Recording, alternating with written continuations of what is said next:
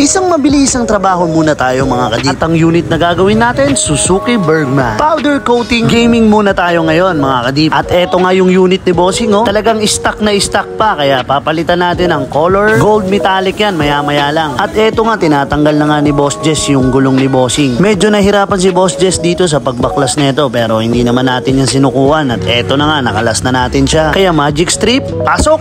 Blagang! Tapos agad, di ba? Ganun lang ka-basic natin yung strip yan. At babakbakan agad ni Boss Rodel. Gamit natin degreaser. Syempre, Takeshi degreaser yan ni Boss Win. PM lang kayo sa mga gusto mag-try. At talagang sobrang effective nito. At eto nga, pinapowder coat na natin siya. Boom! Sabay rektahang top coat agad tayo. At big shoutout nga pala kay Boss Kevin sa paggabay sa pag-guide sa project na to. Dahil may kasilanan tong kulay na to napili ni Bossing. Pero syempre, hindi natin yan susukuan. Si Boss Kevin nga pala natin ang mag-handle ng hydrographics natin sa Cebu. At meron na rin pala silang powder coating din sa Cebu at LLV powder coating and sandblasting. PM nyo na lang or search nyo na lang sa FB page. Talagang pinuruhan natin to ng clear coat para sulit na sulit yung ibabayad sa atin ng kliyente natin. After natin maisalang, eto na. Tapos na yung project natin mga kadip. Check nga natin kung napalabas ba natin yung kulay niya. Medyo madayo yung kulay na ito. Paglapit natin, iba yung kulay. Tapos pag lumalayo tayo, nagda-dark naman siya. After natin palamigin, eto na. Ini-install na natin ulit yung gulong ni Bossing. Sa part na to, kailangan maselan na maselan talaga yung pagbabalik natin ng gulong. Sabay release and interview. Ang pangalan ni Boss? AC. Si Boss AC,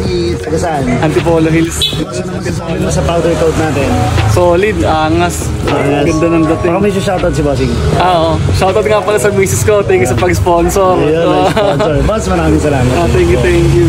At dyan natatapos yung project natin for today's video. Maraming salamat boss sa pagtsatsaga at sa paghihintay. Ang importante natapos naman natin ang within the day tong project natin na to. At napanood nyo naman na nagustuhan naman ni Bossing yung final output natin sa mags niya. Abang-abang na lang ulit sa mga project natin ipopost dito sa page at saka sa ating YouTube channel. At ipapakita ko nga pala sa dulo ng video na to kung anong-ano yung mga project na mga nakaline up pa sa atin at mga susunod pa nating mga i-upload. Nais ko nga pala magpasalamat sa mga sponsor natin. Cyrus Graphics, Hernan Paint Center, DMB Apparel at Max Protect ng Pasig. Syempre sa tambayan ni Carlo at sa Nippon Paint Philippines. Shomai Attack, Gerald Baptista. Syempre kay Marion Castro ng Santi Barley. At eto nga pala yung mga unit na mga dapat nyong abangan. RS125, repaint and honeycomb finish. Honda ADV 160, full white hologram with black wheel carbon look. At eto syempre yung pinakapangmalakasan nating Honda Dio na camo hologram gold finish. LS2 helmet, bandana. At hindi pa natatapos ang sheesh na Raider 150 ni Bossing. Ilan lang yan sa mga dapat nyong abangan dito sa Polworks Hydrographics. Kaya tutok lang sa FB page at sa ating YouTube channel. Hanggang dito na lang yung vlog natin for today.